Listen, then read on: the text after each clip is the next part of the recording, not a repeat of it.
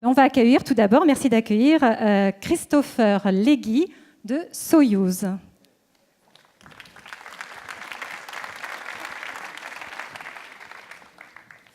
Bien, bonsoir à toutes et à tous. Je suis ravi d'être ici pour vous présenter Soyuz. Avant toute chose, un constat. Vous avez noté que ces dernières années ont vu la multiplication des plateformes web proposant l'échange de services ou de biens entre particuliers, d'entreprise à particulier ou entre entreprises. En effet, les startups redoublent de créativité. Elles couvrent un spectre de thématiques de plus en plus large et proposent des solutions disruptives aussi sur des pratiques plus courantes comme la mobilité ou l'hébergement.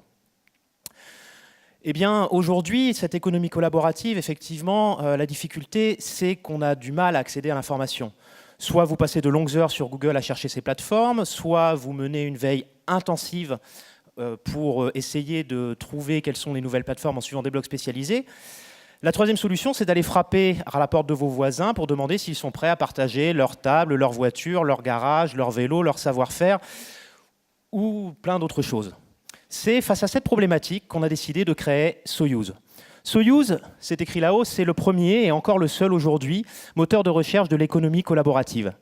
Soyuz agrège plus de 60 plateformes dans des thématiques diverses et variées. C'est aujourd'hui 10 millions d'offres dans l'hébergement, la mobilité, je l'ai dit, mais aussi la location de lieux, les services entre particuliers, les activités, le repas chez l'habitant, j'en oublie certainement plein. Puisque aujourd'hui, il y a plein de thématiques couvertes par ces services-là, disponibles sur une seule plateforme. Une seule plateforme, pas tout à fait, puisque Soyuz a décidé de lancer en 2018 son API. L'enjeu de cette API, c'est d'offrir de nouvelles expériences utilisateurs, de permettre aux territoires et aux entreprises d'accéder aux données que Soyuz agrège aujourd'hui pour proposer de nouvelles expériences, de nouveaux parcours intégrant cette économie collaborative et en ayant la possibilité très facilement d'accéder à tout ou partie des offres de nos partenaires afin de cartographier l'économie collaborative sur le territoire, d'apporter de nouvelles offres de services au service à la personne sur du prêt de véhicules ou toutes les thématiques qui peuvent être couvertes par l'économie collaborative. Donc vous pouvez retrouver Soyuz sur soyuz.com, sur les stores iOS Android. Vous pouvez nous suivre, bien entendu, sur Facebook et Twitter. Et pour toute question liée à l'API, nous contacter pour qu'on puisse discuter ensemble de comment consommer demain plus durablement, plus responsable, plus local grâce à l'économie collaborative. Merci beaucoup. Merci Christopher, parfait, un timing respecté. Merci. Nous accueillons donc notre deuxième start-up et j'ai le plaisir donc d'accueillir Alexandre Bonhomme qui va nous parler donc de Knock. Bonjour. J'aimerais commencer ce pitch par une petite question. Qui dans la salle a déjà eu un problème lors de sa recherche immobilière ? Vous en faites pas, vous n'êtes pas tout seul. Aujourd'hui, la recherche immobilière est devenue la troisième cause de stress majeure dans les ménages français. C'est extrêmement chronophage. Vous passez énormément de temps sur Le Bon Coin, Se Loger, les acteurs classiques que vous connaissez, à rafraîchir tous les matins, tous les soirs, parfois, ça dépend de vos habitudes. Et en moyenne, vous visitez 7 logements pour trouver celui qui vous correspond vraiment. Donc on est parti de ce constat-là et on a essayé d'y trouver une solution. Et c'est pour ça que nous avons créé Knock. Knock, c'est l'assistant virtuel qui va trouver pour vous le bien immobilier idéal. L'idée, elle est simple, c'est que vous allez venir échanger avec notre machine, à la fois sur vos critères classiques, mais surtout sur vos critères de style de vie. La machine va essayer de savoir qui vous êtes, quelles sont vos passions, comment est-ce que vous consommez, comment vous interagissez dans votre quartier. Et grâce à ça, elle va vous remonter les 3 biens immobiliers qui vous correspondent parfaitement. Ensuite, c'est super simple, vous n'avez plus qu'à cliquer sur « J'accepte » ou « Je refuse le bien ». Si vous refusez le bien, il y en a un nouveau qui arrive. Si vous acceptez, vous pouvez partir directement en visite, parce qu'il y a un mail en fait qui part directement sur le bureau de l'agent immobilier. Et ce mail, il y a ça dedans. Ça, c'est le lead qualifié qu'envoie Knock, c'est-à-dire que vous avez le pourcentage de matching avec lequel vous avez matché le bien, c'est-à-dire les chances que l'agent a de vendre le bien, tous vos critères sur lesquels, avant de vous recevoir, il va savoir quoi vous proposer, et bien entendu, le bien avec lequel vous avez matché. Donc voilà, aujourd'hui, c'est ça qui nous permet en tant que start-up de vivre. On fait des partenariats avec les agences immobilières et pour nos clients, pour nos utilisateurs, ce sera toujours gratuit d'utiliser Knock. Donc voilà, aujourd'hui, on a certains de nos clients qu'on a cités aujourd'hui sur le côté de l'affiche. Donc, si vous voulez chercher un bien plus facilement, n'hésitez pas à vous connecter sur mynoc.com. Et si vous êtes intéressé de près ou de loin au monde de l'immobilier par votre activité, n'hésitez pas à venir nous voir ce soir, à nous envoyer un mail sur l'adresse de contact ou à nous suivre sur Facebook ou les autres réseaux sociaux. On est extrêmement actifs, on publie des vidéos chaque semaine de nous et de notre avancée dans la boîte. Donc n'hésitez pas à venir regarder tout ça, ça nous ferait très plaisir. Merci. Merci. Bravo. Nous accueillons tout de suite Laurent Trépied qui va nous parler de Bzitt.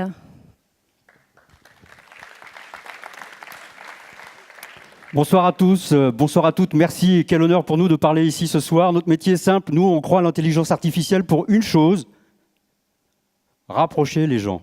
Et les rapprocher où ?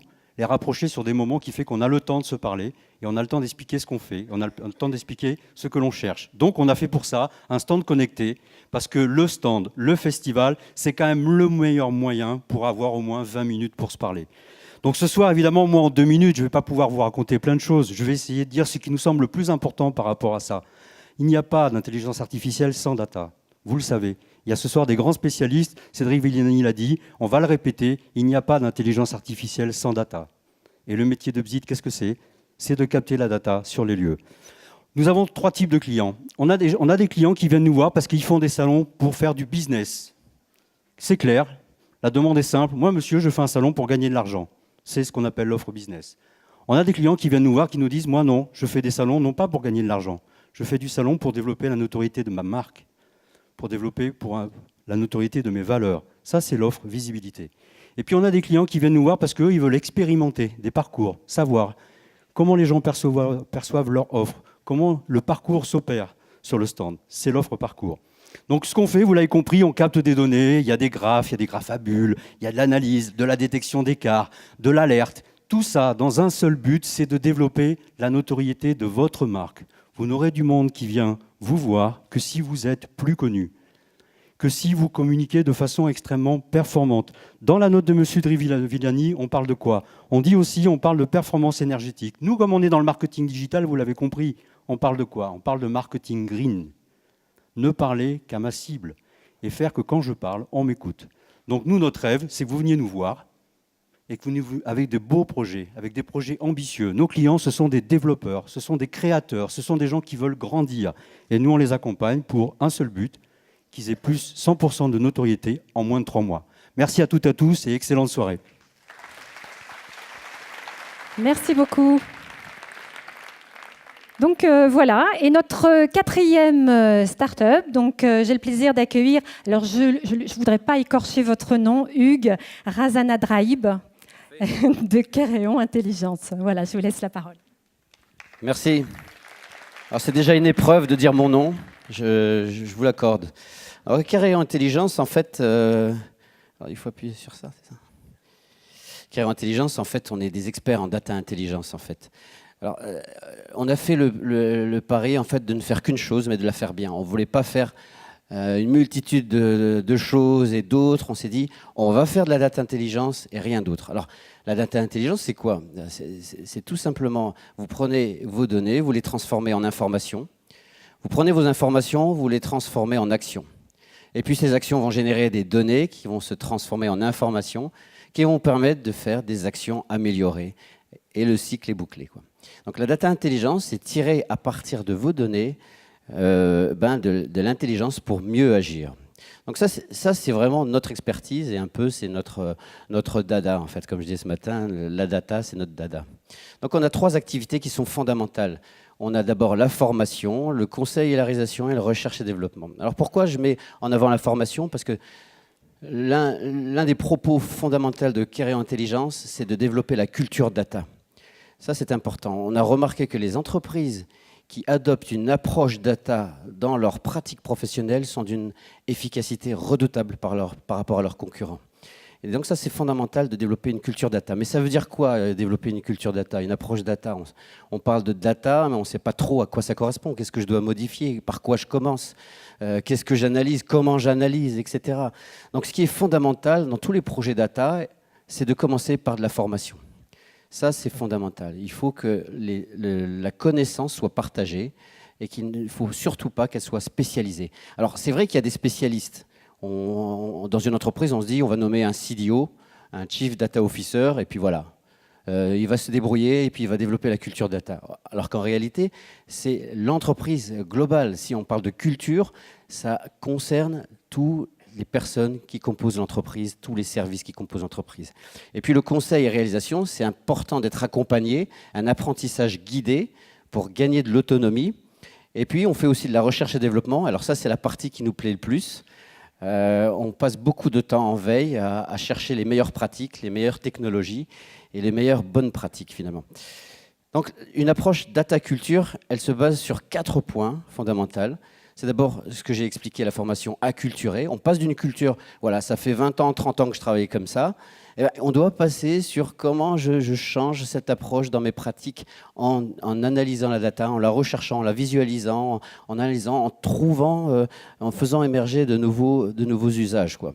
Donc, acculturer, c'est 3 étapes qui sont simples, ce qui commence par la sensibilisation, la formation et le perfectionnement. Tout ça dans un projet pédagogique. 3e point, c'est l'expérimentation. Donc c'est bien de lire sur Internet, c'est bien de voir des conférences, mais c'est mieux d'expérimenter par soi-même. Donc elle doit commencer par l'expérimentation dans vos entreprises, au sein, chez vous, et puis de commencer à tâtonner, peut-être faire des erreurs, peut-être ne pas trouver d'innovation, mais il faut expérimenter. Et c'est comme ça qu'on s'approprie, qu'on développe cette culture data. Puis le 3e point, c'est que tout ça, ça se gère. Même si on fait de l'innovation, on garde à l'esprit qu'un jour, ça peut servir. Donc, il faut déjà penser à l'industrialisation quand on fait de l'expérimentation. Et tout ça, ça se gère dans un cycle qui est ce qu'on appelle de la gouvernance, quoi. Et puis enfin, l'innovation, c'est bien, mais le but, quand même, c'est soit de développer de nouveaux produits, de nouveaux services, soit de mieux mesurer ce qui ne l'est pas encore. Donc, on doit industrialiser, on doit mettre de l'ordre, une méthode pour faciliter, accélérer justement cette mise en production. Donc, notre approche data culture, elle se transforme finalement par une approche qui s'appelle la data fabrique. Et à chaque point, on a une réponse qui consiste à mettre une data school, un programme pédagogique pour amener le collaborateur à un état de je ne connais rien de la data, je ne sais pas quoi en faire, à je maîtrise la data, je sais quoi en faire. Un lab pour un espace d'expérimentation, une gouvernance pour manager tout ça, et une factory pour industrialiser. Alors comment ça s'agence ? Une data fabrique, c'est un cadre. C'est surtout pas une solution unique que je vais dupliquer partout. C'est sûrement pas ça. C'est un cadre. Et ce cadre, qu'est-ce qu'il permet de faire ?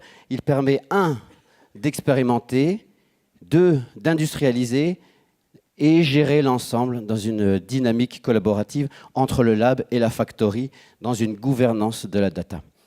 Et le socle fondamental, c'est pour ça qu'il est en dessous, c'est la data school. Il est fondamental, quand vous commencez à développer une approche data, de vous former et de monter en compétences, que ce soit la partie lab, la partie gouvernance, la partie factory. Il ne faut surtout pas le laisser à des spécialistes. C'est bien d'avoir des spécialistes, mais il ne faut pas que ça soit isolé. C'est chaque acteur, qu'il soit des RH, du marketing, de la finance, et j'en oublie peut-être, chacun doit participer à comprendre que la data va lui apporter, va lui faire modifier sa vision, ses pratiques, repenser ses pratiques professionnelles. Et ça, c'est notre mission. Voilà, merci.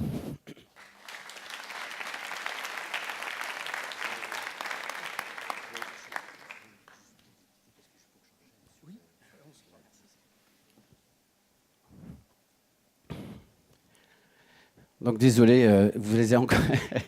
Je suis vraiment désolé, vous allez encore m'avoir pour la soirée. Alors, vous savez que sur la 6e édition de New York Numérique, on parle de l'intelligence artificielle. Alors, on voit un peu partout, dans la presse, dans tous les médias, on parle d'intelligence artificielle avec un ensemble de scénarios catastrophiques, un affrontement entre l'intelligence humaine et l'intelligence artificielle. Alors c'est très intéressant, hein, et puis de toute façon on a toujours besoin d'avoir un peu de buzz, hein, soit pour vendre, soit pour effrayer, soit pour discuter ensemble. L'idée de ce soir, c'est de... quelle est, sur l'intelligence artificielle, quelle est la part de mythe, quelle est la part de réalité, quoi. Donc, on va faire ce qu'on appelle un regard croisé ce soir. L'idée, c'est d'avoir déjà une définition commune, une définition partagée de ce qu'est l'intelligence artificielle, ce que ça représente réellement, quoi, et comment ça s'agence, ça s'implémente. Ensuite, une fois qu'on a fait ça, déposer le décor de l'intelligence artificielle, on va s'attarder un peu sur les opportunités et les menaces, quoi. Est-ce que c'est vraiment une opportunité? Est-ce que c'est une menace? Qu'en est-il réellement, quoi?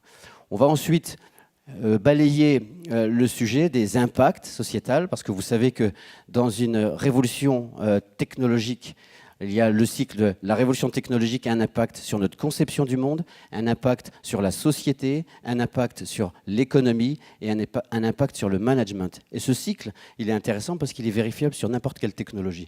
Donc ce soir, on va essayer de balayer un peu ces différentes thématiques pour comprendre quel est l'impact de l'intelligence artificielle, pour finir finalement à se lancer une perspective et se dire demain, en 2050, à New York par exemple, en 2050, en 2075, comment nous serons et quel rapport nous aurons avec l'intelligence artificielle.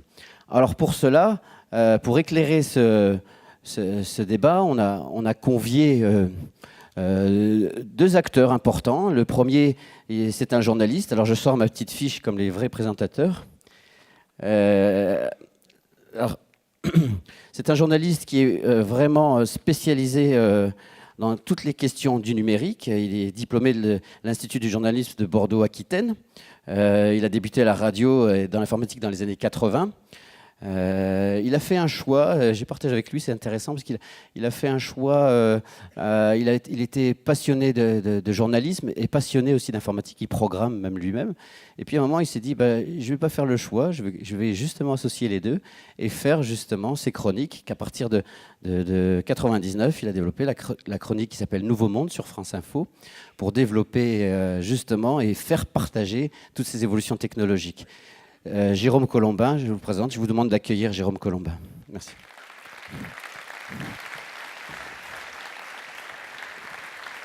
Bonsoir.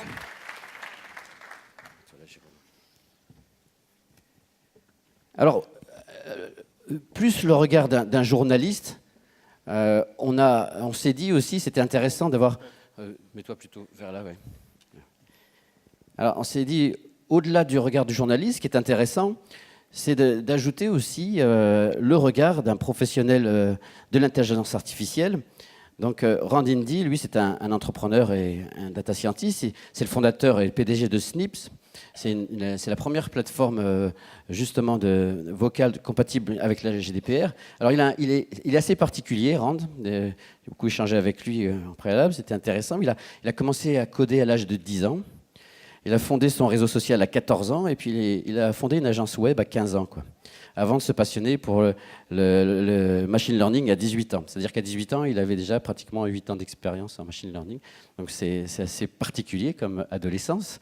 Et puis, il a débuté son doctorat à 21 ans. Donc pour le MIT, il est l'une des personnes, un des innovateurs influents au niveau mondial. Et puis, il est chargé de cours à Sciences Po. Il était auparavant membre du Conseil national du numérique français, quoi. Et donc, on pourrait échanger longuement sur son parcours atypique, mais je vais le laisser plutôt s'exprimer. J'invite donc Rand-Indy à nous rejoindre, quoi.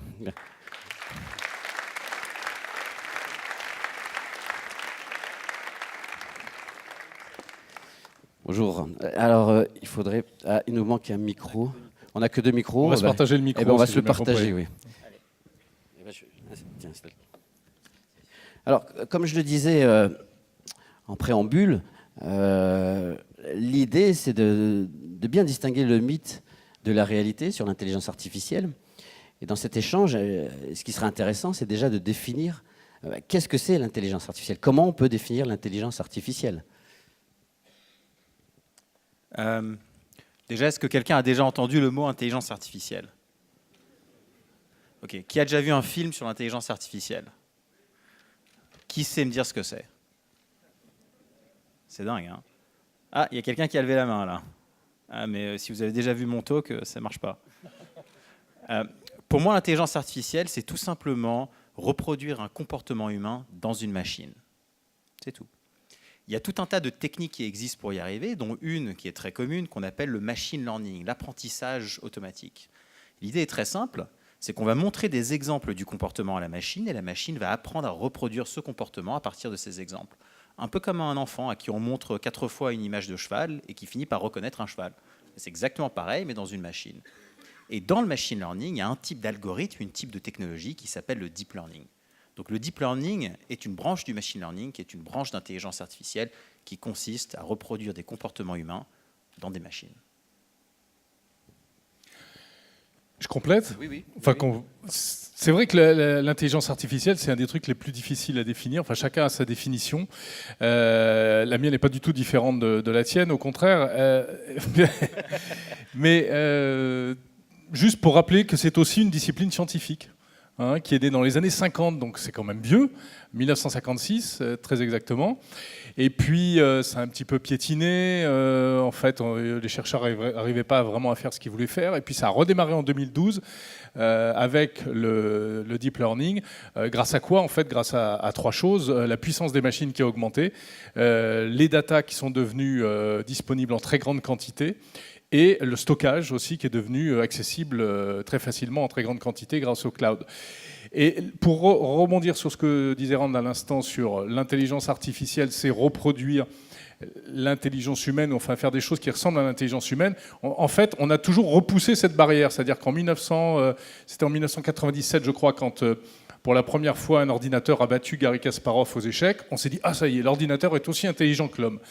Et puis un petit peu plus tard, on a réalisé qu'en fait c'était faux et on s'est aperçu à quel point il était bête. Simplement, il savait faire une seule chose très très bien. Et puis pareil, lorsque l'ordinateur a gagné le jeu télévisé Jeopardy, etc. Donc en fait, l'intelligence artificielle, c'est une espèce d'horizon qu'on repousse à chaque fois. C'est un truc qu'on n'a toujours pas atteint. Puisqu'en fait, dès qu'on atteint de l'intelligence artificielle, on se dit bah non, en fait, c'est juste de l'informatique, quoi. Hein. C'est juste des algorithmes qui résolvent des équations et qui brassent des données. Alors, c'est intéressant, mais si on réfléchit un peu sur l'intelligence artificielle, c'est un terme qui est un peu galvaudé. Est-ce qu'on peut peut-être rentrer dans une définition plus fine? Est-ce qu'il n'y a qu'une intelligence artificielle? Est-ce qu'il y en a plusieurs?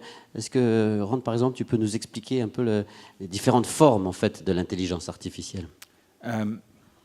Donc, il y a 2 types d'intelligence. Il y a d'un côté ce qu'on appelle l'intelligence faible, verticale, spécialisée, qui est quand la machine reproduit une chose et effectue une tâche, peut-être mieux qu'un humain, mais elle ne sait pas ce qu'elle est en train de faire, elle ne sait que faire cette tâche-là en particulier. C'est ce que tu expliquais en fait finalement. C'est la machine qui apprend à jouer aux échecs, c'est la voiture autonome, c'est l'intelligence artificielle qui analyse une image médicale.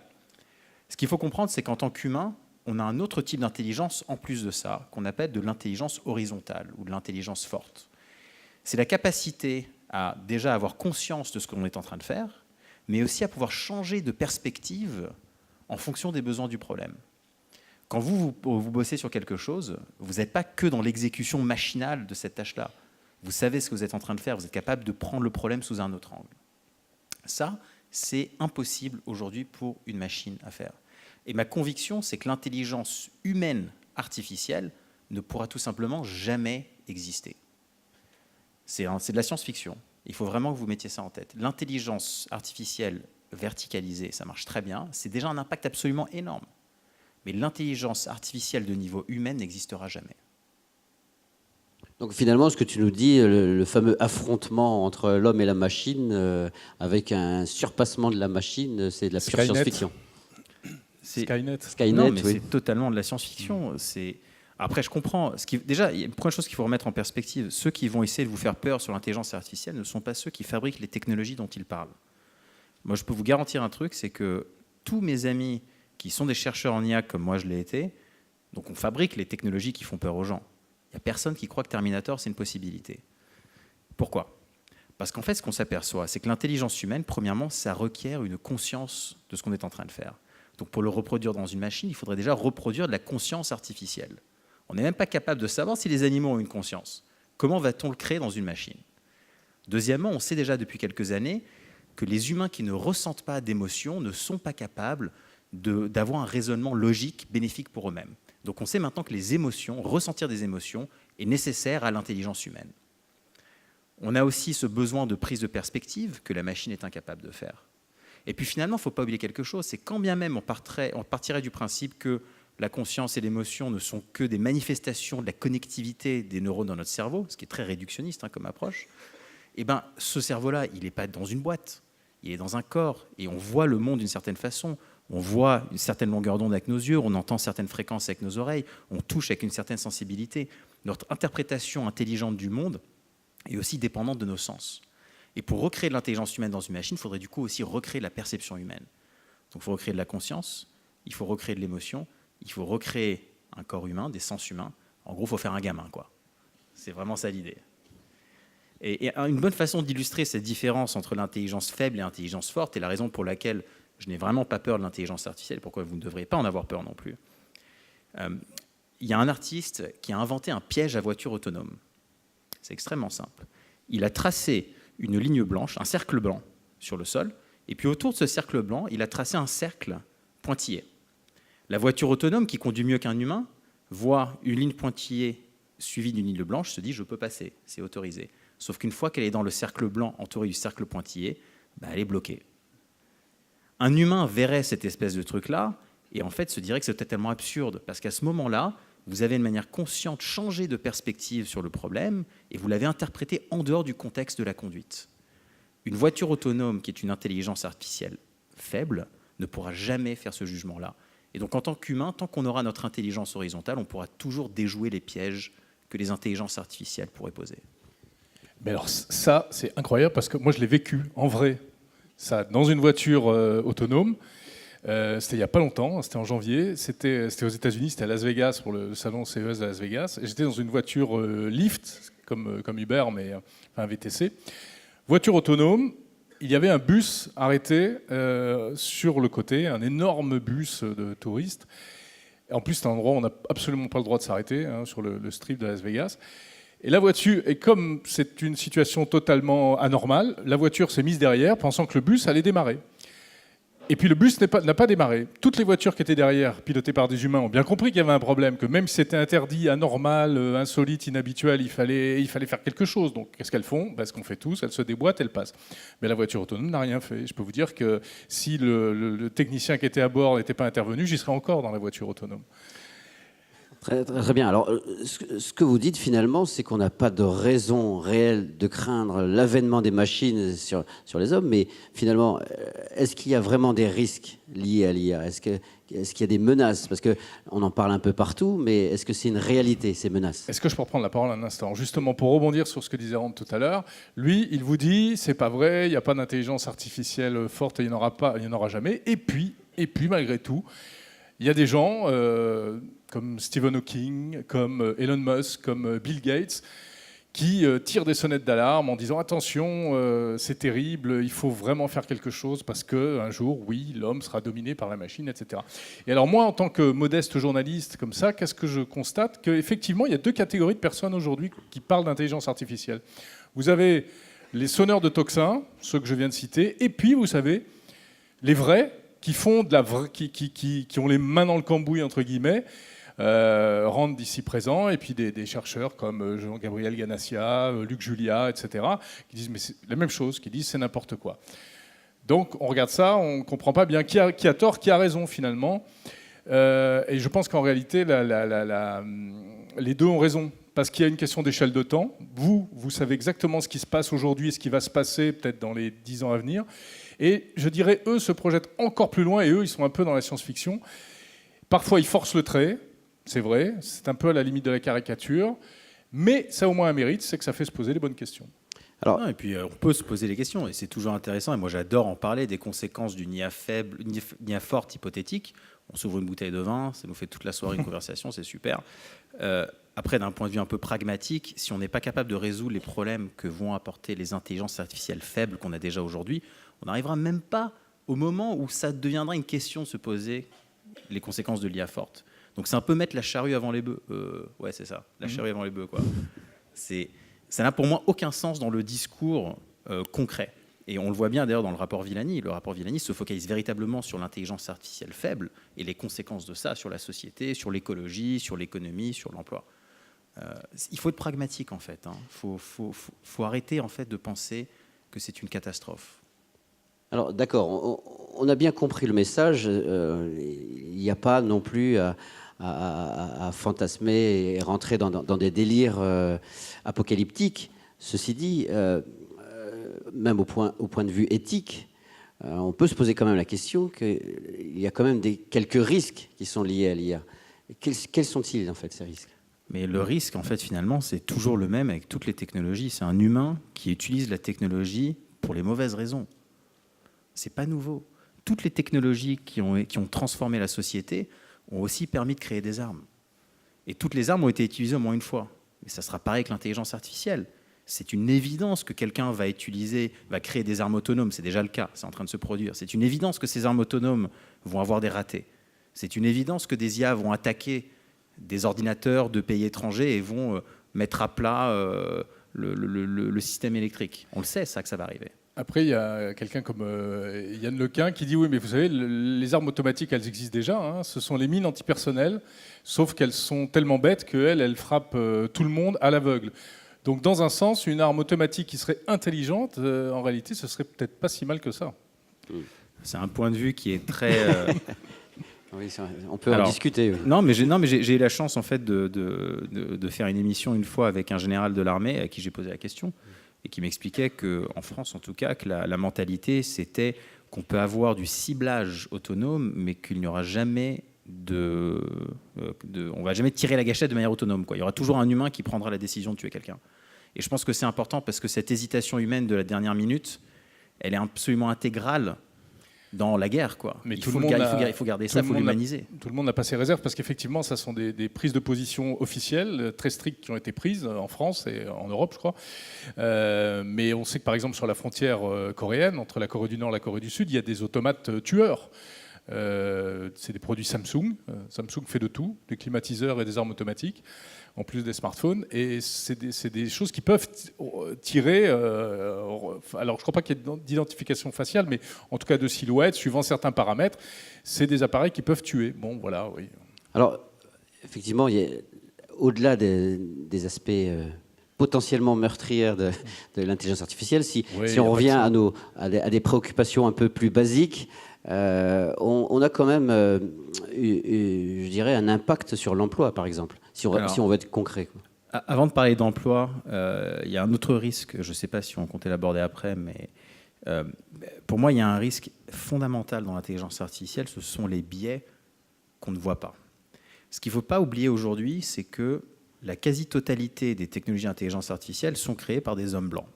Voilà, faut le dire, hein, c'est la réalité du marché. Le problème, c'est quoi ? C'est que les technologies sont du coup développées avec un prisme qui est extrêmement réduit, alors qu'on cherche à les appliquer à l'intégralité de la société. On voit par exemple que quand on veut utiliser de l'intelligence artificielle pour comprendre le langage, ce qu'il faut faire, c'est, en gros, il faut l'entraîner sur Wikipédia. C'est un peu la simplification. Le problème, c'est quoi ? C'est que quand on regarde le métier le plus souvent associé aux hommes sur Wikipédia en anglais, c'est avocat.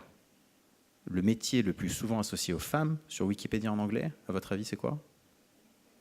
C'est femme au foyer. Donc imaginez maintenant, vous ne savez pas ça, parce que c'est tellement gigantesque Wikipédia, personne ne peut voir tous ces biais-là. Si vous entraînez une intelligence artificielle sur cette donnée-là, et que vous l'utilisez pour l'orientation de carrière, ce qui peut paraître pas une mauvaise idée en soi, d'analyser toutes les données de la vie de chacun et de dire, toi, a priori, tu ferais ça. Ça veut dire que vous allez renforcer des biais existants dans la société, vous allez les exacerber sans même vous en rendre compte. Ça, c'est un véritable danger. Ça, pour moi, c'est une bombe à retardement sur le long terme. Et la raison pour laquelle il y a ça, c'est quoi ? C'est que quand on regarde les contributeurs de Wikipédia en anglais, ce sont majoritairement des Américains hommes blancs. C'est tout simplement ça. Donc je pense que les questions de diversité dans l'intelligence artificielle, les diversités dans la réflexion sur ce que sont les données qu'on utilise pour apprendre des choses à ces intelligences artificielles sont un problème, mais absolument fondamental, et qui peuvent complètement mettre à l'envers la société si jamais on n'y fait pas attention aujourd'hui. Oui, je crois que là, on est vraiment dans le cœur de la problématique. Alors, c'est vrai qu'il y a les biais. Comment éviter que l'intelligence artificielle soit plus bête que l'humain, finalement ? Mais il y a aussi un aspect qui est formidable dans l'intelligence artificielle, c'est qu'elle est capable, à l'inverse, de corriger les biais de compréhension des humains. Et je voudrais faire un petit sondage. Je vous raconter en fait, c'est un petit test que certains connaissent peut-être. Voilà. Je vais vous parler de quelqu'un. Elle s'appelle Linda. Elle a 31 ans. Elle est célibataire. Elle est bavarde. Elle est très intelligente. Elle a fait des études de philosophie. Et quand elle était étudiante, elle a toujours été très préoccupée par les discriminations, la justice sociale. Elle a milité dans des mouvements antinucléaires. À votre avis, est-ce que Linda est employée de bureau ou employée de banque, ou tiens, on pourrait dire employée d'assurance? Est-ce qu'elle est employée d'assurance ou employée d'assurance et militante féministe? Alors, qui pense qu'elle est employée d'assurance et militante féministe, par exemple? Bon, c'est pas un raz-de-marée, mais il y en a, et c'est tout à fait logique, parce que humainement, par rapport à ce que je vous ai dit avant, c'est forcément la déduction logique qu'on va en tirer. Et en réalité, non. Pour l'ordinateur, et c'est pas Rand qui me dira le contraire, elle ne peut être que majoritairement, elle a plus de chances d'être employée d'assurance. Parce que statistiquement, c'est tout bête, il y a plus d'employés d'assurance que d'employés d'assurance qui sont également militants féministes. Donc ça, c'est quelque part un biais cognitif humain qui va être, au contraire, corrigé par l'intelligence artificielle. Et on s'aperçoit que, par exemple, aux États-Unis, où il y a des systèmes, il commence à y avoir des systèmes d'assistance au jugement dans les tribunaux, eh bien, il y a des biais qui sont corrigés. Par exemple, on s'est aperçu que les juges humains avaient tendance à être plus sévères le matin et moins sévères et plus cool l'après-midi après le déjeuner. Ben, c'est pas très juste pour ceux qui se font juger le matin. Lui, l'ordinateur, l'intelligence, elle aura toujours les mêmes paramètres. Et ça, ces choses-là, on est vraiment dans le cœur du sujet de l'intelligence artificielle. Et d'ailleurs, je pense que c'est une bonne façon d'aborder le problème. C'est la meilleure combinaison. Enfin, la meilleure chose qu'on peut espérer n'est pas ni une intelligence artificielle forte, ni un humain seul, mais véritablement la combinaison des deux.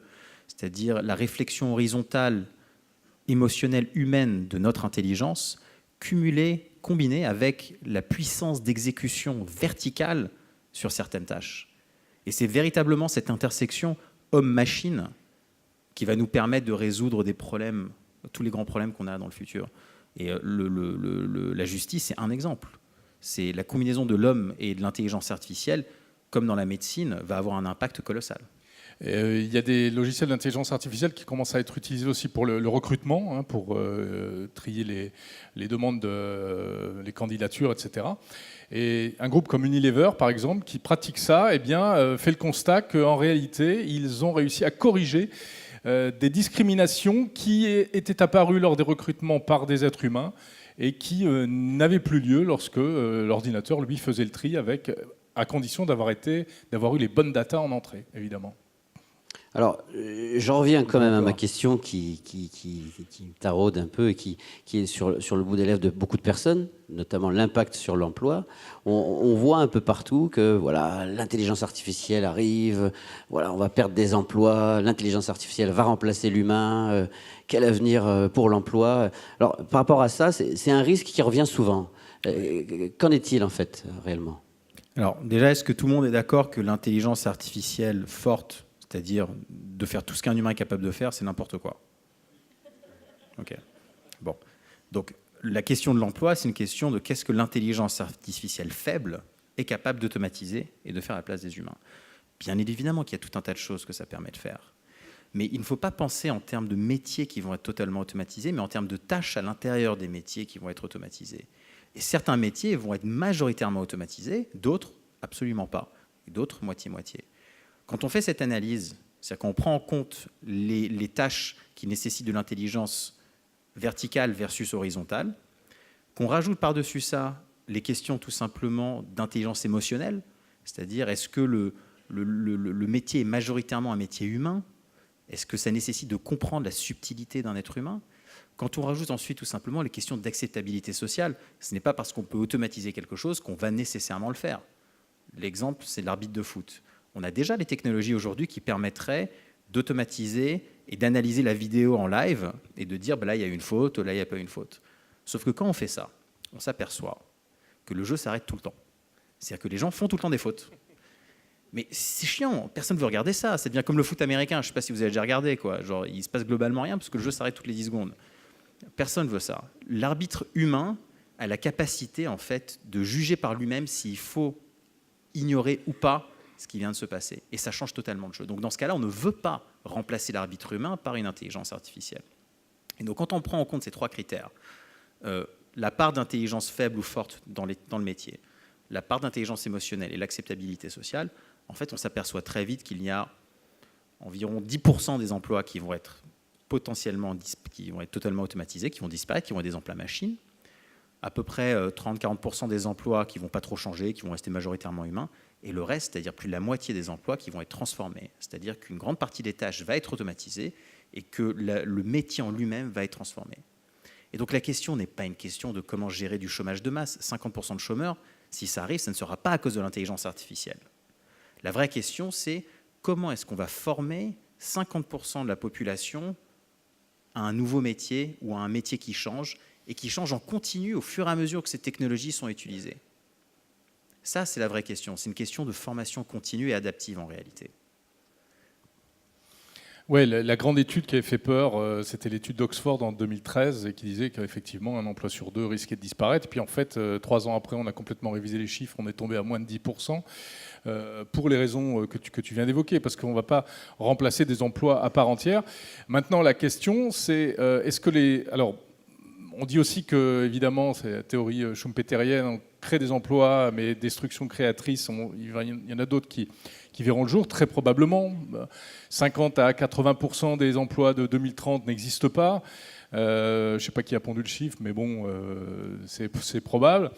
Et la question est de savoir quels seront ces emplois. Évidemment, personne n'est capable de dire ça aujourd'hui, hein, ni même Cédric Villani, ni les gens qui ont participé à ce rapport. Mais en tout cas, il y a une certitude, effectivement, on va vers une période de mutation. Et ce qui est important, c'est comment l'aborder. Alors c'est vrai que le plan qui a été annoncé aujourd'hui est assez intéressant dans ce domaine, puisque au moins on part du principe qu'il va se passer des choses, il faut commencer à y réfléchir dès maintenant, et donc ça passe par plus de souplesse, savoir qu'on ne fera pas tout le temps le même emploi, et puis bien sûr, quand on va dérouler le fil, on arrive à sans doute la chose la plus importante, qui est l'éducation et la formation dans l'histoire. Et l'automatisation de l'emploi, c'est pas nouveau, hein. Ça fait des dizaines d'années que ça existe avec l'informatique. C'est juste que l'intelligence artificielle, c'est une nouvelle façon de faire de l'informatique qui permet d'automatiser beaucoup plus de choses beaucoup plus vite. Mais les problématiques sont exactement les mêmes en réalité. C'est la rapidité avec laquelle le changement est en train de se produire qui change. Et donc la transition qui durait 100 ans à chaque fois qu'il y avait une révolution technologique, aujourd'hui elle va durer 10 ans. Comment est-ce qu'on fait pour que 50% de la population puisse travailler en moins de 10 ans? C'est ça le véritable enjeu, c'est la vitesse à laquelle c'est en train de se passer. Personne n'a la réponse, mais au moins on est conscient qu'il y a un problème. Alors c'est intéressant parce qu'on peut finalement se projeter et imaginer une cohabitation pacifique, voire une complémentarité plutôt qu'un affrontement dans l'IA, à la lumière de ce que vous partagez. Maintenant, vous évoquez un sujet qui est fondamental pour moi également, c'est comment l'école devrait-elle se préparer à l'intelligence artificielle? Comment? Parce qu'il y a une partie éducative aussi qui est fondamentale. Et on voit qu'il y a des vraies initiatives gouvernementales dans ce sens-là. L'école peut être un véhicule justement de ce partage de connaissances, de cette formation, cette éducation, mais aussi au foyer. Comment vous voyez un peu, Jérôme, ce passage, justement, ce développement éducatif? C'est amusant parce que moi je me souviens avoir vécu dans les années 90, etc., l'arrivée de l'informatique, l'ordinateur qui arrive à la maison, personne ne savait s'en servir, et donc il fallait apprendre l'informatique aux enfants à l'école, etc. Et puis avant ça, il y avait eu le grand plan informatique en France qui avait été un cauchemar, enfin qui avait mal tourné. C'est la suite de l'histoire, mais il y a d'autres manières de prendre les choses. Alors il y a des théories comme celle de Laurent Alexandre. Je pense que ce nom vous dit quelque chose parce qu'il a beaucoup fait parler de lui ces derniers temps en matière d'intelligence artificielle, et notamment dans son bouquin qui s'appelle La guerre des intelligences, où lui, donc encore une fois en se projetant très loin, lorsque les intelligences artificielles seront encore plus évoluées que ce qu'on a aujourd'hui, la seule manière de s'adapter, c'est d'être aussi intelligent que cette intelligence-là, et donc de faire progresser notre QI, de faire progresser l'intelligence des enfants. Donc c'est pas du tout de leur apprendre à se servir d'une souris, d'un navigateur Internet, c'est de leur apprendre à réfléchir, c'est de leur apprendre à véritablement à développer des capacités cognitives, et c'est pour ça qu'il dit qu'il est proprement scandaleux que les maîtresses d'école, que même dans les toutes petites classes, soient aussi mal considérées, aussi mal payées, alors qu'elles devraient avoir des salaires de data scientist aujourd'hui, vu qu'elles ont quelque part le salut de l'humanité entre leurs mains, c'est-à-dire le cerveau des jeunes enfants qui vont devoir avoir encore plus d'intelligence qu'on en a nous aujourd'hui pour se mouvoir dans ce monde-là. Ouais. Ouais. C'est pas moi qui le dis, c'est lui. Bon. Mais ceci dit, l'intelligence artificielle, finalement, on délègue des tâches, on va dire, grosso modo. En déléguant les tâches, on ne risque pas de devenir moins intelligent, finalement? Au contraire, je pense que les tâches qui vont être automatisées sont les tâches qui sont véritablement déjà automatisables, qu'on veut automatiser. Ça va nous donner un petit peu plus de temps pour faire des choses intéressantes. Vous vous sentez intelligent en triant vos dizaines de mails et vos centaines de mails tous les jours? Oui. Alors, je ne le fais pas, donc Ah oui, peut-être que quand je le ferai, oui. Vous savez combien de temps passe en moyenne un employé à faire des tâches administratives, par exemple? 50%. Ça, c'est des choses qu'on peut déléguer à de l'IA. Bien sûr. Alors, puisqu'on évoque ce point-là, on a parlé des risques, hein, des menaces. Parlons un peu des bienfaits, parce qu'il y a forcément des bienfaits dans toute nouvelle technologie. Si ces bienfaits, ces apports liés à l'IA existent, quels sont-ils? On les voit déjà aujourd'hui. L'intelligence artificielle, on l'a déjà un petit peu partout autour de nous. On l'a par exemple pour comprendre l'ADN. L'ADN, c'est de la donnée. C'est de la donnée qui est extrêmement vaste, avec des milliards et des milliards en fait, de choses à analyser. Sans l'intelligence artificielle, on ne pourrait pas comprendre comment est-ce que telle mutation génétique engendre tel problème plus tard, et donc on ne pourrait pas avoir la médecine préventive. Ça, c'est déjà quelque chose qui existe.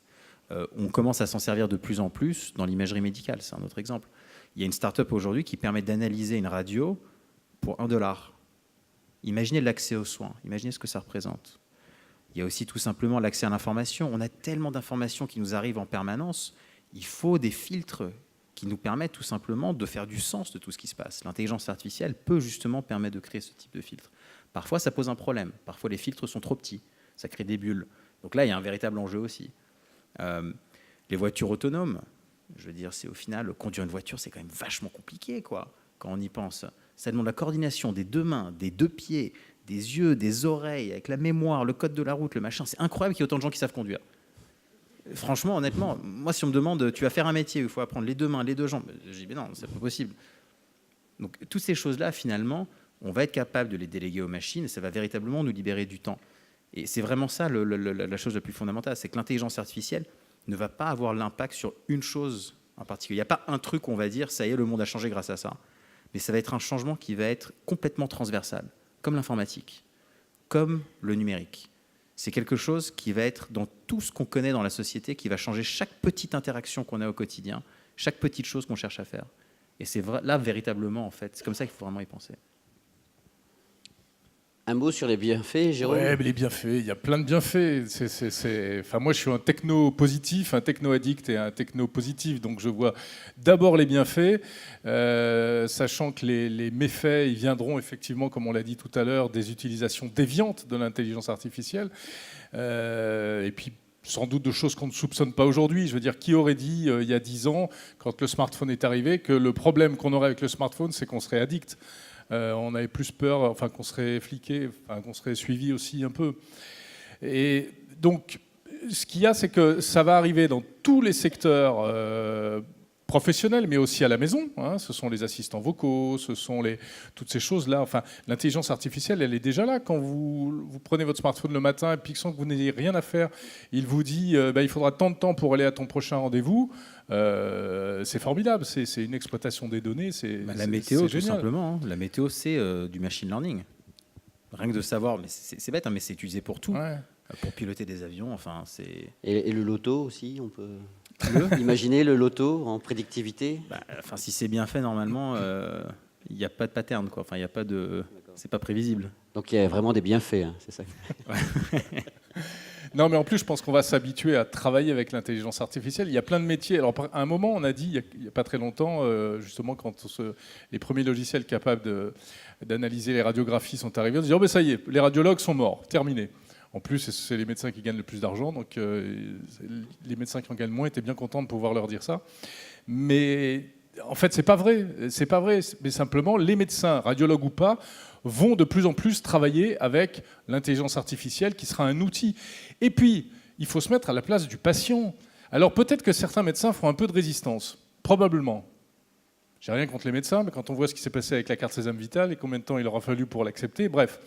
Ils feront peut-être un peu de résistance, mais il faut se mettre à la place du patient. Et le patient, vous avez une famille dont le fils ou la fille est atteint d'une maladie orpheline. Il va voir les quelques médecins de son village, ou en tout cas de son environnement. On dit, ah ben non, mais on peut rien faire, peut-être là-bas aux États-Unis, ou peut-être en Chine, etc. Mais non, demain, toute la data sera accessible et vous aurez un algorithme qui sera capable, en fonction des symptômes, de coller ça, d'aller repérer d'autres cas qui ont été trouvés ailleurs, d'en tirer des règles, etc., de faire un diagnostic quasiment.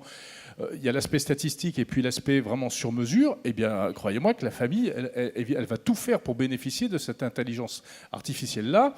Et le médecin, il aura intérêt à suivre, il aura un autre rôle, mais il faudra qu'il accompagne ce mouvement-là. Exactement. En fait, je pense que c'est très facile d'imaginer une IA qui sera capable d'automatiser le diagnostic habituel, mais par contre, le médecin humain devra être là pour les erreurs que font l'IA potentiellement, les mauvais diagnostics, ou pour les cas que l'IA ne sait pas traiter parce que c'est quelque chose de totalement nouveau, pour l'accompagnement aussi. C'est qu'une IA qui fait un diagnostic, c'est pas forcément qu'on a envie que l'IA nous dise le problème qu'on a et nous explique comment est-ce qu'on va vivre avec.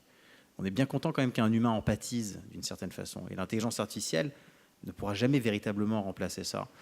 Et pour revenir à ce qu'on disait tout à l'heure, sur ces questions de complémentarité homme-machine, c'est pas l'un ou l'autre, c'est véritablement la combinaison des deux qui est intéressante.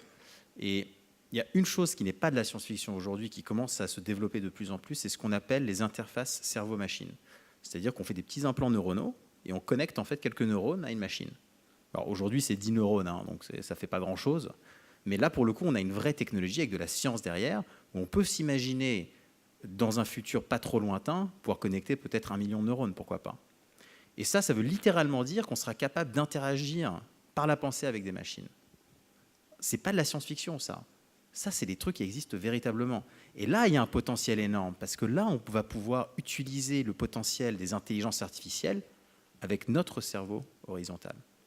Et je pense que ça va nous permettre d'accéder et de résoudre des problèmes qui sont fondamentaux. Donc quand Laurent Alexandre parle d'augmenter le QI des gens, c'est vrai, enfin si le QI étant une mesure d'intelligence, mais dans l'absolu, augmenter l'intelligence des gens, c'est vrai, mais peut-être qu'on va pouvoir l'augmenter en connectant notre intelligence à celle des machines.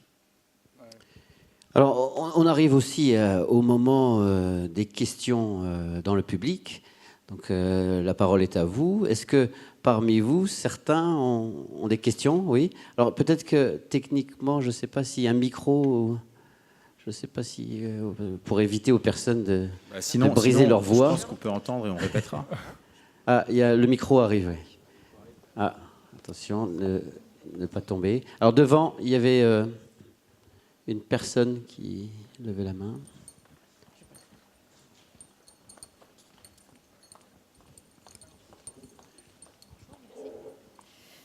Allô, oui, bonjour.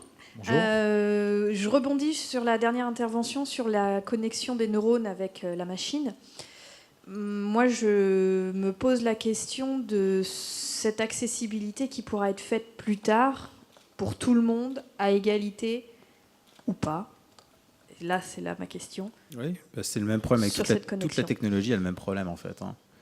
Ce qu'on s'aperçoit, c'est que quand les technologies deviennent véritablement nécessaires au développement, les étapes qu'on a dû franchir pour intégrer cette technologie-là, on peut les sauter.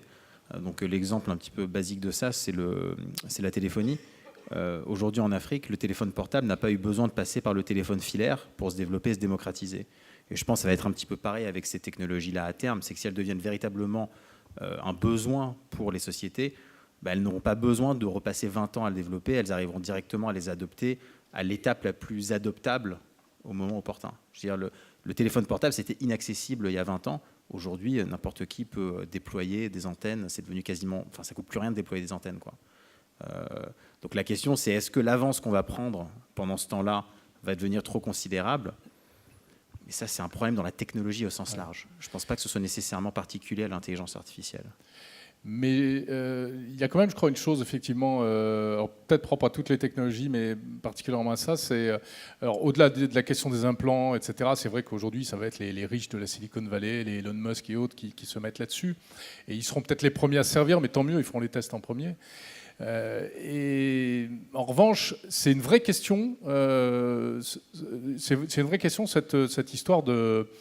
Il faut que ça fasse. Faut pas que ça génère plus d'exclusion, quoi. Il faut que effectivement tout ça aille dans un sens qui soit vers plus pas de solidarité. Enfin, je trouve pas le mot, mais et c'est là où la France a peut-être une carte à jouer, où elle l'a montré aujourd'hui, avec une démarche qui n'est pas celle des Américains, pas celle des Chinois, etc., qui est toujours de développer la technologie, quelle qu'elle soit, avec des règles d'éthique. Alors c'est vrai qu'on nous reproche de vouloir réglementer, on dit les Américains inventent, les Chinois copient, et les Européens ou les Français réglementent. Mais là, pour le coup, je pense que les efforts de réglementation qu'il y a en France, alors avec le RGPD, ce règlement sur la protection des données personnelles qui va arriver au mois de mai, qui avait été assez mal vécu au départ, est en train d'être finalement pris comme une chance, parce que on a vécu un peu le Far West, et là ça se normalise, et puis nous on arrive après, certes, mais on arrive avec des idées qui sont pas les mêmes que les autres, et qui vont dans le sens de l'intérêt général, dans le sens de l'éthique, dans le sens de la transparence, dans le sens de l'intérêt public, etc.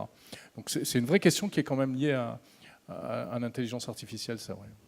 Ok, merci. Une autre question? On a répondu. Bonsoir, Stéphane Chauvin, MyDataBall. En fait, je vais vous poser une question technique sur l'intelligence faible et l'intelligence forte. Il y a les derniers cours de Yann Lequin au Collège de France en vidéo où il nous présente les derniers algorithmes, donc les GAN. Et donc en fait, ce sont des architectures d'algorithmes qui apprennent sur des choses qu'ils ne savent pas au départ et qui mettent en compétition des algorithmes. Et les résultats montrent que ça commence à devenir très intelligent et que peut-être que ça se rapproche de cette intelligence forte dont on espère peut-être qu'elle n'existera pas, mais en tout cas, il y a des prémices qui montreraient que peut-être que ça peut venir. Et je voulais savoir ce que vous en pensiez. La définition de l'intelligence artificielle forte qu'ils utilisent dans ce cas-là est très différente. C'est plus des questions en fait d'apprentissage autonome, de raisonnement machine. Ça, il n'y a aucun doute qu'on va y arriver. Raisonner de manière... une machine qui raisonne, ça en y arrivera. Ce que j'expliquais tout à l'heure, c'est que l'intelligence humaine, en fait, n'est pas que ça. On n'est pas que du raisonnement. L'intelligence humaine nécessite conscience, émotion, perception et ainsi de suite. Et ça, GAN ou pas GAN, ça ne change rien globalement, quoi. Donc je pense que ça dépend de la définition qu'on donne à l'intelligence forte. La définition académique est peut-être différente de la définition que j'y apporte. Donc peut-être qu'au lieu de parler d'intelligence forte, je devrais parler d'intelligence humaine artificielle, qui serait plus précis. Où là, c'est...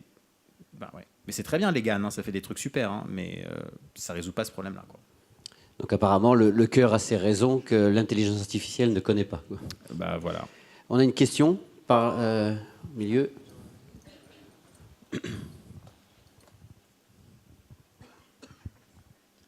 Dans un contexte où on nous demande de diminuer la facture énergétique mondiale, est-ce qu'il n'y a pas des limites énergétiques à l'IA faible? Oui. Alors ça, c'est l'autre argument que j'avais donné contre l'intelligence artificielle forte. C'est qu'aujourd'hui, pour recréer l'équivalent du cerveau humain en termes de calcul, il faudrait, je ne sais plus c'est quoi la stat, c'est un truc délirant, genre toute l'énergie de la France ou un truc comme ça, quoi. Bon, en gros, ça ne marche pas, tout simplement. Donc il faudrait aussi résoudre le problème de l'énergie pour résoudre le problème de l'intelligence artificielle humaine, hein. Donc bon, ça fait encore un problème de plus à trouver, quoi. Ensuite, c'est un vrai sujet, et dans le rapport Villani, ils le disent très clairement que c'est un enjeu pour la stratégie de la France, c'est de créer une intelligence artificielle écologique, à la fois en réduisant l'impact en termes de ressources que ça nécessite, et aussi en utilisant l'intelligence artificielle pour améliorer la gestion de l'énergie. Donc c'est les deux en fait qu'on va chercher à faire. Je vais donner un petit exemple. Une des raisons pour lesquelles l'intelligence artificielle est aussi énergivore, c'est parce qu'on n'a jamais cherché à la rendre plus efficiente. Dans ma société, on développe des assistants vocaux qui doivent tourner en embarqué sur des toutes petites puces. Donc par définition, on ne peut pas avoir les mêmes puissances de calcul qu'on a dans le cloud. On a développé des technologies qui sont 1000 fois plus efficaces en termes de ressources, mémoire, processeur, énergie, que ce que vous avez par ailleurs. Donc c'est possible, c'est juste qu'il faut se poser les bonnes contraintes et les bonnes questions. Ouais, il y a quand même plein de pistes prometteuses, hein. Il y a plein de choses qui se font. Alors c'est vrai qu'il faudrait peut-être beaucoup d'énergie pour faire un super ordinateur, un super cerveau, mais les cartes graphiques que tu utilises aujourd'hui pour faire de l'intelligence artificielle, la puissance qu'il aurait fallu, enfin le nombre de machines qu'il aurait fallu avant aurait consommé 10 fois plus que ce que ça consomme aujourd'hui. Donc il y a ce paramètre-là. Et puis il y a des choses intéressantes comme tous les tentatives de faire des data centers propres, en autosuffisance, en solaire, etc. Quantique aussi, hein. L'informatique quantique, oui, alors, qui rebattrait complètement les cartes. Là. Alors on va voir la place peut-être à une dernière question, parce que le temps passe. Alors, on a une question par là. Bonjour. Une question très courte que vous ne serez peut-être pas surpris d'avoir à Niort. Vous preniez l'exemple de la voiture, mais plus généralement sur l'intelligence verticale, dont on est certain maintenant depuis votre intervention qu'elle va se développer. Les actions qui vont être menées par les machines qui utilisent cette intelligence artificielle demain, qui en est responsable? Est-ce que c'est celui qui a conçu le programme, celui qui a inventé les méthodes qui permettent de programmer l'intelligence artificielle? Est-ce que c'est celui qui a fait la machine? Il y a forcément un assureur dans la salle qui peut répondre à ça, non? C'est peut-être un assureur qui pose la question. Je ne sais pas. La réponse simple, c'est que je ne m'y connais pas suffisamment en assurance pour être capable en fait, de réfléchir à ça de ce point de vue-là. Par contre, ce qui est plausible, c'est qu'il n'y ait pas de solution qui marche pour tout. Peut-être que finalement, ça devient un choix aussi que l'utilisateur fait. C'est est-ce que je me tue ou est-ce que je tue le gamin? C'est peut-être en fait un paramètre dans la voiture. Paramètre, est-ce que je suis un connard ou pas, quoi. L'assurance, elle a le problème, effectivement, mais elle s'appuie. C'est pas elle qui définit les responsabilités, c'est la loi qui définit les responsabilités. Donc, c'est une question de savoir demain sur quelles règles du jeu on va pouvoir travailler pour savoir. Et si quelqu'un veut donner un avis, parce que je pense qu'il y a quand même beaucoup de débats sur les voitures autonomes à propos de ça, il me semblait qu'il commençait à y avoir un consensus, mais je ne sais pas c'est quoi. On aura peut-être un début de réponse quand on y verra plus clair sur l'accident qui vient d'avoir lieu aux États-Unis avec cette voiture Uber qui a renversé une cycliste. Parce que finalement, une fois l'avantage de la voiture autonome, c'est qu'elle a des capteurs partout, des caméras partout. 24 heures après l'accident, on avait déjà la vidéo de l'extérieur, de l'intérieur, etc. D'ailleurs, je ne comprends pas que ça aille pas plus vite quand même pour savoir exactement ce qui s'est passé. Et au stade actuel, il me semble qu'il ne sera quand même pas si difficile de dire que si c'est un capteur qui a été défectueux, c'était une ligne de programme qui a mal réagi. Si on s'aperçoit qu'effectivement c'est l'ordinateur qui a pris une décision qui n'était absolument pas prévue, là, il faudra peut-être s'interroger et essayer de comprendre. Mais jusqu'à présent, une voiture autonome, on pourra toujours la décortiquer et arriver à reconstituer le scénario, donc a priori à trouver la responsabilité. Peut-être un truc un peu équivalent, c'est qui est responsable quand un avion qui est en mode autopilote a un accident? C'est pas clair, parce qu'il y a un pilote, il y a un autre pilote. C'était le cas du truc Air France, là, où il y avait une espèce de truc défaillant. C'est les questions d'autonomie des machines et de leur responsabilité. Je pense qu'on l'a déjà eu avant, donc c'est pas forcément différent dans le cadre des voitures. Je sais pas. Il faudra peut-être analyser la boîte noire de la voiture en cas d'accident. Exactement. Peut-être une dernière question avant de clore, parce que le temps file là. Est-ce qu'il y a une dernière question? Quelqu'un Oui. Bonsoir et merci. J'ai une question concernant... Vous êtes où? Oui, on voit rien là. Je suis là. Ah oui. Ok, c'est bon. Okay. Oui, vous avez parlé tout à l'heure de l'incidence sur l'emploi. Vous avez parlé de l'emploi dans les pays riches. Qu'adviendrait-il des pays qui utilisent, par exemple, la sous-traitance, les usines de voitures qui vont être complètement automatisées dans les pays riches et donc vont quitter les pays pauvres. Et donc on va résoudre peut-être un côté, mais en augmentant le QI, mais que vont devenir les autres pays? Est-ce qu'on ne va pas assister à un dérèglement total C'est pas forcément les pays les plus pauvres qui seront les plus automatisables.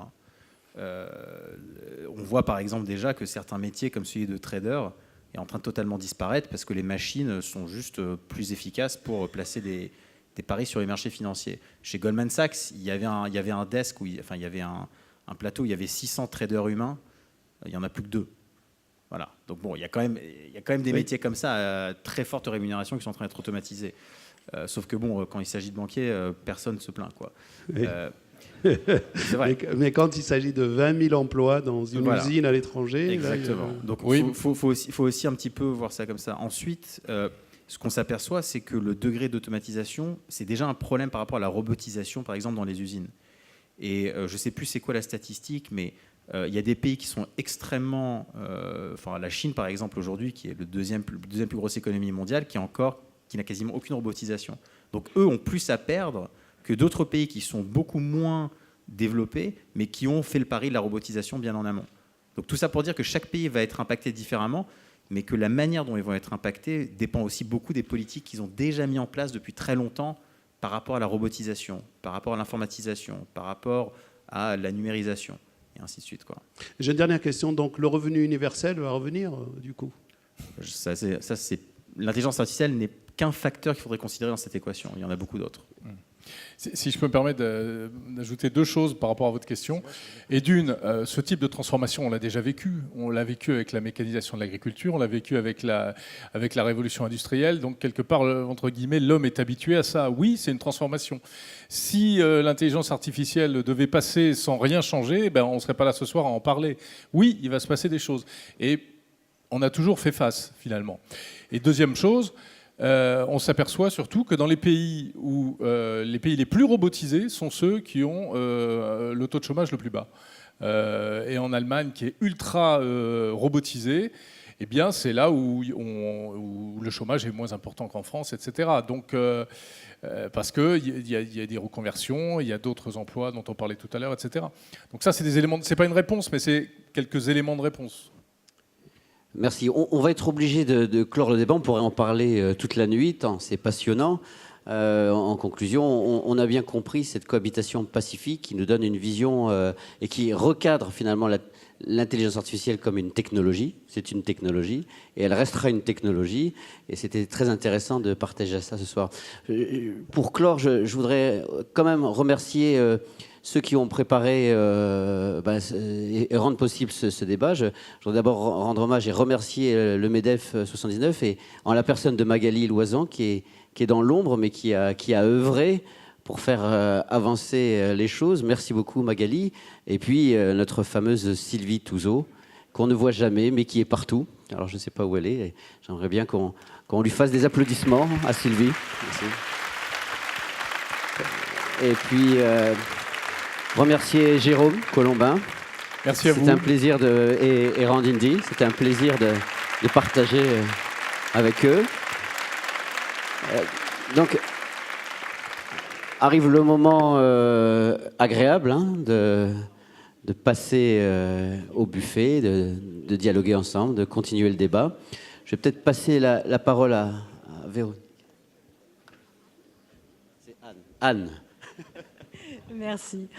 Merci beaucoup pour vos interventions. Donc, en effet, on va pouvoir continuer les échanges autour d'un cocktail dînatoire qui se déroule dans le hall d'accueil, donc que vous rejoindrez par la coursive. Moi, je voulais quand même vous attirer votre attention sur 4 animations qui sont proposées également pendant cette soirée networking. Je sors un petit peu mes notes pour n'oublier personne. En fait, vous aurez des démonstrations de nombreuses possibilités de la Google Home qui est proposée par Covea. Vous aurez également la possibilité d'assister à des séances de cinéma en réalité virtuelle avec une retransmission du film Sergent James et qui est proposée par l'association Hors-Champ et la boîte à films. Et ce sont des séances de cinéma qui auront lieu toutes les 30 minutes avec 7 personnes à chaque fois. Donc voilà. Et puis une troisième animation qui est proposée par Matrix 3D. Donc ce sont des impressions en 3D, donc des démonstrations et la possibilité de voir des petits objets donc imprimés en 3D. Et enfin le Beta Lab qui vous propose aussi des démonstrations de fabrication, par exemple de stickers, ou alors de jouer avec des jeux vidéo qui sont pilotés par une webcam. Voilà. Donc, je vous propose de rejoindre le hall et d'échanger autour du cocktail dînatoire. Très bonne soirée. Et juste avant le cocktail, nous allons faire une photo pour la mairie de Niort et la Cannes dans le hall d'accueil. Oui. Voilà, je vous remercie de vous mettre en bas et je serai tout en haut. Voilà. Très bien. Entendu. Merci. Bonne soirée.